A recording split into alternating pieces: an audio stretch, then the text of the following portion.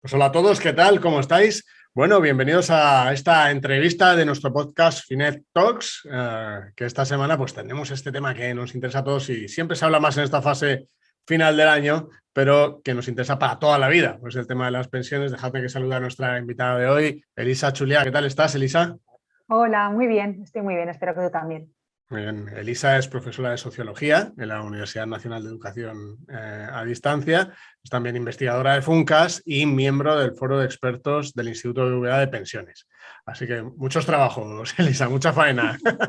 Así que nada, así que gracias por hacernos un huequito. Quería empezar, justo acabamos de tener la aprobación de la segunda parte de la primera parte de la reforma de las pensiones. Me gustaría empezar por cómo queda la foto con estas últimas novedades que hemos conocido relativas al nuevo factor de equidad. ¿Cómo lo ves? ¿Qué sensaciones tienes? Bueno, pues efectivamente el factor de sostenibilidad de la reforma de 2013 ha quedado derogado y ha sido sustituido por el mecanismo de equidad intergeneracional que centra la atención en los ingresos del sistema. Es decir, viene a decir esto lo resolvemos aumentando los ingresos del sistema. Y esto se dice pronto, esto es la generación de los baby boomers, de aquellos que nacimos pues entre aproximadamente 1957-58, 1977, ¿no? Esos 20 años fueron años en los que nacimos muchos niños. Aproximadamente pues entre 670, más de 650.000 cada año, pero la media debe estar en torno a los 675.000 o así. Hay años en los que nos aproximamos a los 700.000 niños. Y actualmente, pues claro, las cifras son mucho menores. Entonces, esas generaciones del baby boom comenzamos a jubilarnos ahora en los próximos años, ¿no? A partir de aproximadamente, grosso modo, pongamos 2025 para mantener en la cabeza un poco las cifras, que a veces las cifras redondas entran mejor, ¿no? Entonces, aproximadamente entre 2025 y 2050 nuestro sistema de pensiones va a estar sometido a una presión financiera importante como consecuencia de la generación de los baby boomers, de aquellos que nacimos en esos años de los que he hablado, ¿no? Entre aproximadamente 1957-58 y 1977. ¿Qué pasa? Que somos muchos y no solo somos muchos, sino que muchas mujeres de esas generaciones ya hemos trabajado y tenemos carreras de cotización completas. Y si no, en cualquier caso, tenemos derecho a pensión contributivo porque hemos cotizado como mínimo los 15 años requeridos, ¿no? el que se llama periodo de carencia. Entonces, no solo somos muchos, sino que somos una proporción más grande de cada una de esas generaciones o de cada una de esas cohortes va a recibir pensión, ¿no? Porque sabéis que hasta no hace tanto las mujeres en España pues a lo mejor trabajaban antes de casarse, pero luego lo dejaban, quizá después cuando se marchaban los hijos de casa volvían a trabajar algo, pero muchas de ellas no consiguieron cotizar esos 15 años, ¿no? Entonces no tienen derecho a una pensión contributiva. Eso va a cambiar radicalmente a partir de ahora. Ahora es cuando entran en la bolsa de las personas que tienen derecho toda esa generación que sí trabajó más de 15 años, que sí Exactamente, ha trabajado más de 15 años. exactamente, vamos a causar alta en el sistema de pensiones de la Seguridad Social como pensionistas muchas mujeres, ¿no? O Claro. la proporción de mujeres pensionistas va a aumentar, que todavía es una proporción relativamente menor con respecto a lo de los hombres. Pero es que añádele otra cuestión sobre la que apenas hablamos, y es que mientras se mantenga la legislación actual sobre pensiones de jubilación, muchas mujeres, también hombres, pero seremos más las mujeres porque nuestra supervivencia, nuestra esperanza de vida es mayor, muchas mujeres nos convertiremos en perceptoras de dos pensiones, de la pensión de jubilación por propio derecho, porque habremos cotizado suficiente como para tener una pensión de jubilación, y además de una pensión de viudedad, en el caso de que nuestros cónyuges o parejas fallezcan. El sistema de pensiones actualmente permite esa concurrencia de pensiones, ¿no? Siempre que no se supere el límite máximo, ¿no? La pensión máxima. Entonces, ¿qué supone eso? Pues que, como digo, si no se cambia la legislación, muchas mujeres, sobre todo mujeres, aunque también algunos hombres, acabarán siendo dobles perceptores de pensiones, ¿no? También, como digo, los hombres, porque muchos de ellos recibirán su propia pensión de jubilación más la pensión de viudedad que les corresponderá como consecuencia de que sus mujeres han trabajado, adquirieron derechos de pensión y por lo tanto generan derechos de viudedad, ¿no? Entonces, toda esta situación inquieta, preocupa mucho a los expertos desde hace muchos años. Esto no es una cuestión ni de ahora ni de hace 5 años, sino desde hace por lo menos 20-25 años, que nos preocupa a los que nos interesa este tema y lo estudiamos. Y luego preocupa también a la sociedad, porque cuando hacemos encuestas de opinión. El BBVA, el Instituto de Pensiones, el Instituto BBVA de Pensiones acaba de publicar los resultados de una última encuesta, ¿no? Se nota que la sociedad está inquieta. ¿Crees, Elisa, porque la medida estrella que se ha aprobado es esta que supone subir las cotizaciones para aumentar los ingresos? Claro que estaba yo pensando antes, digo, claro, ahora esa parte de la generación se jubila y cobra, ha estado aportando hasta ahora, pero claro, ese efecto positivo ya lo hemos tenido, ahora falta el del gasto, ¿no? Por parte del sistema. Claro. Que decía, decíais, lo que se ha intentado hacer es subir las cotizaciones, ¿no? 0,5% por la parte de las empresas, 0,1% por la parte del empleado. ¿Qué te parece la medida?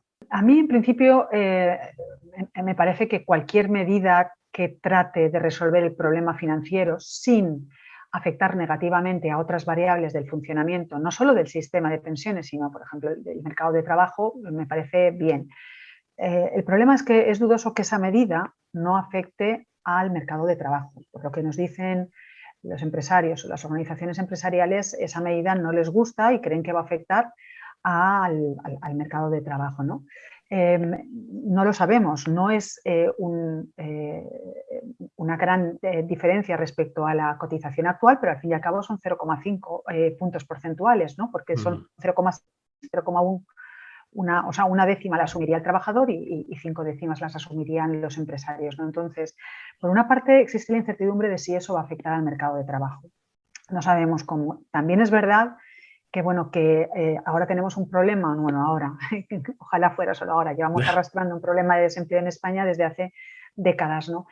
Como consecuencia de la evolución demográfica, entiendo que ese problema va a disminuir, porque cada vez como las generaciones que se incorporan al mercado de trabajo son menores, seguramente va a haber demanda por parte de los empresarios o de los empleadores y la población que hay, siempre que sus competencias se ajusten a lo que exigen o lo requieren los empresarios, pues se encontrará empleo, se encontrará más fácilmente empleo y creo que se reducirá la tasa de empleo como consecuencia puramente de la evolución demográfica, ¿no? Y si a eso se añaden también los cambios en la educación, cuanto más se adapten esos cambios a requerimientos del mercado de trabajo, mejor, ¿no? Pero digamos que a lo mejor el desempleo, no vamos a decir que se resuelve, pero que, bueno, se reduce a su carácter problemático o estructuralmente problemático como consecuencia de la demografía, ¿no? Pero de todas maneras no sabemos cómo va a afectar eso al empleo, pero lo que sí que sabemos es que al final lo que vamos a obtener a través de esas cotizaciones adicionales es una suma que, bueno, yo no soy economista, ¿no? Pero me fío mucho de determinadas instituciones y de algunos expertos que llevan muchos años publicando trabajos extraordinariamente serios, ¿no? Al final, y por lo que nos dicen también desde el Ministerio, ¿no? Esa contribución añadida va a suponer aproximadamente unos 40.000 millones, 45.000 millones de euros, ¿no? Es una suma considerable, teniendo en cuenta que la nómina mensual de pensiones estará en torno a los 10.000 millones, 11.000 millones de euros, en torno a esas cifras, ¿no? Entonces, bueno, desde luego 40.000 millones de euros o 45.000 millones de euros no es ni mucho menos una cifra despreciable. Claro, lo que pasa es que si esa cifra se compara con la cifra que había, por ejemplo, en el Fondo de Reserva de la Seguridad Social en el 2011, que eran 68.000 millones de euros aproximadamente, y teniendo en cuenta que eso se acabó desde 2012 hasta 2018 aproximadamente, porque actualmente el Fondo de Reserva solo tiene 2.000 millones de euros, pues claro, uno se da cuenta de lo fácilmente que puede reducirse un fondo de reserva pues, de esa cantidad. Claro, estamos hablando ahora de que conseguiríamos 45.000 millones, conseguiríamos aportar al fondo de reserva 45.000 millones. Fíjate que eso es bastante menos de lo que teníamos. Yeah. Y eso que teníamos se agotó en muy poco tiempo como consecuencia de una crisis económica que al fin y al cabo pues es una evolución del ciclo ante la que tampoco estamos protegidos. Es decir, nadie nos dice que en medio de lo que podríamos llamar la crisis de las pensiones como consecuencia del baby boom, no soy de las que hablan de colapso, ni mucho menos, ¿no? Pero sí que va a haber ahí una creciente presión financiera. Imagínate que en medio de esa creciente presión financiera sobre el sistema, sobreviene una crisis económica, no hace falta que sea ni siquiera tan dura como la anterior, como la del 2008-2014, o una contingencia tan extraordinaria como la de la pandemia, ¿no? ¿Qué pasa? Que altera altera el empleo, reduce las cotizaciones y hay que echar mano de los ahorros. Entonces, naturalmente, las medidas sobre el mecanismo de equidad intergeneracional que ha aprobado el Gobierno tienen previstos distintos escenarios en función de lo que ocurra. Pero a mí se me antoja poco dinero, al fin y al cabo, teniendo en cuenta que prácticamente unos cerca de 65.000 millones los agotamos en muy poco tiempo, en muy pocos años. Solo como consecuencia de una crisis económica financiera que fue dura, pero que puede repetirse con mayor o menor intensidad. Y ahora tenemos el tema de la inflación, porque, claro, muchos de los cálculos que se habían hecho ahora se habían hecho con inflaciones menores, pero claro, ahora estamos ya en niveles por encima del 5 o 6%, ya veremos en cuánto queda la cifra anual, porque con el nuevo mecanismo pasó a ser una media, me parece, de los últimos 12 meses, con lo cual no es el dato de diciembre, sino que será la media, estará más cerca probablemente del 3 o 3 y pico, pero claro, si tenemos esto como escenario que se repite en los próximos años, ostras, es que es un incremento muy fuerte del gasto, ¿no?, en pensiones del sistema. Sí, hay que tener en cuenta que también aumentarán las cotizaciones como consecuencia de la inflación. Quiere decir que la inflación afecta desde luego al gasto, pero también a los ingresos, ¿no? Pero lo cierto es que sí, que se va a producir un aumento en términos nominales fuerte del gasto como consecuencia de la nueva revalorización de las pensiones, acordada también por el actual gobierno, tanto dentro del Pacto de Toledo como con los sindicatos y las organizaciones empresariales, ¿no? El índice de revalorización de las pensiones de 2013 pues ya finalmente ha quedado derogado, estaba suspendido, pero ahora ya está derogado. Y es verdad que era un índice de revalorización, digamos, discutible, ¿no?, en sus efectos, pero también lo es que la inclusión de algunos mecanismos de ajuste automático de la revalorización es conocida en otros países, ¿no?, de la Unión Europea. Entonces, tener en cuenta algún mecanismo más allá de la inflación que pueda moderar el gasto en pensiones ya causadas, a mí me parece que sería importante, sería aconsejable, ¿no? Y no se ha tenido en cuenta. Se ha considerado que había que garantizar el poder adquisitivo de las pensiones, que está muy bien, pero ¿por qué no garantizar también el poder adquisitivo de los salarios, ¿no? Entonces, si nos ponemos a garantizar, hay tantas cosas que garantizar, es como cuando los manifestantes, los pensionistas manifestantes hablan de blindar las pensiones, ¿no? Blindar constitucionalmente, es decir, incorporar a la Constitución pues el mantenimiento del poder adquisitivo de las pensiones. Y yo me digo, sí, a mí me parece legítimo esa demanda, pero ¿por qué no otras tantas de otros grupos de población que no son menos legítimas, ¿no?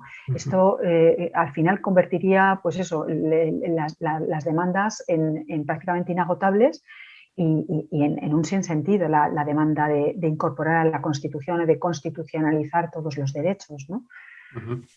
Para terminar, que nosotros como seguimos mucho el tema de la inversión y tal, y mucha gente debate, ¿a ti qué te parece cómo puede quedar lo que se está hablando de los planes de empleo o los planes de empleo especializados o como los queramos llamar? A mí en principio me parece una buena idea, ¿no?, que se desarrolle lo que se ha llamado el segundo pilar del sistema de pensiones. El primer pilar sería el público, el segundo el del sistema de pensiones, el sistema de pensiones de empleo y el tercero el sistema de pensiones individual o de previsión personal, ¿no? Me parece buena idea que se desarrolle ese segundo pilar, que se equilibre, digamos, el peso de los diferentes pilares. Bien, es verdad que hasta ahora, antes de que se haya empezado a desarrollar ese pilar, lo que ya sabemos es que se está debilitando el tercer pilar, ¿no? Es probable que el diseño de los incentivos a las aportaciones individuales, a las aportaciones a planes de pensiones individuales, precisara una revisión. Pero yo creo que habría merecido pues, una revisión más cuidadosa que simplemente un recorte que ha supuesto pues, una reducción de una aportación deducible de 8.000 euros sobre la base imponible a 2.000 y después a 1.500, ¿no? Quizá esto se podría haber hecho justificándolo mejor, ¿no? El ministro siempre habla de métricas finas, ¿no? Las métricas gruesas del pasado y las métricas finas de su equipo. Y estoy segura de que esa es su pretensión y sí, ese es su objetivo. Pero en este punto convendrá el ministro y su equipo con todos los que nos ocupamos de este tema que no ha habido mucha métrica fina. Directamente se ha decidido rebajar el límite de aportación a los planes privados de pensiones y se acabó lo que se daba hablando un poco en términos generales, ¿no? Entonces, esto ha ocurrido antes de que se desarrolle ese segundo pilar, ¿no?, de previsión de empleo.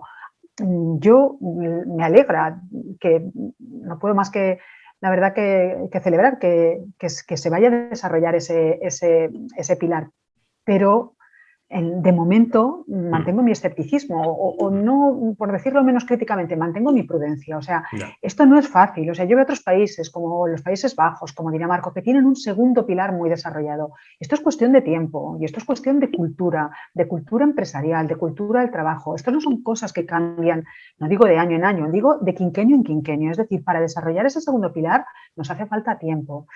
No conviene precipitarse recortando el tercer pilar antes de desarrollar el segundo pilar, pero en fin, esto también es una opinión personal. Yo a todo el mundo lo que le aconsejo es que planifique, que piense en su futuro, que ese futuro como jubilado va a ser más largo en general, en términos generales, de lo que es el actual, digamos, periodo de jubilación de nuestros mayores actualmente, ¿no? Y que piense que, bueno, que durante esos años, si quiere vivir con cierta tranquilidad, pues tendrá que planificar financieramente su futuro, ¿no? No nos queda más remedio que asumir responsabilidad individual también. Claro, sí, la verdad es que lo que podías hecho es que cuando estuviera listo ese sistema, por lo menos legalmente, que uno pudiera aportar, que entonces ya se redujeran los beneficios del otro, por lo menos, ¿no? Pero de esta manera, los que no tenemos planes de pensiones de empleo en nuestras empresas, pues tenemos una injusticia, digamos así, claro, con los que sí lo tienen porque podemos aportar menos, ¿no? Es una situación un poco extraña.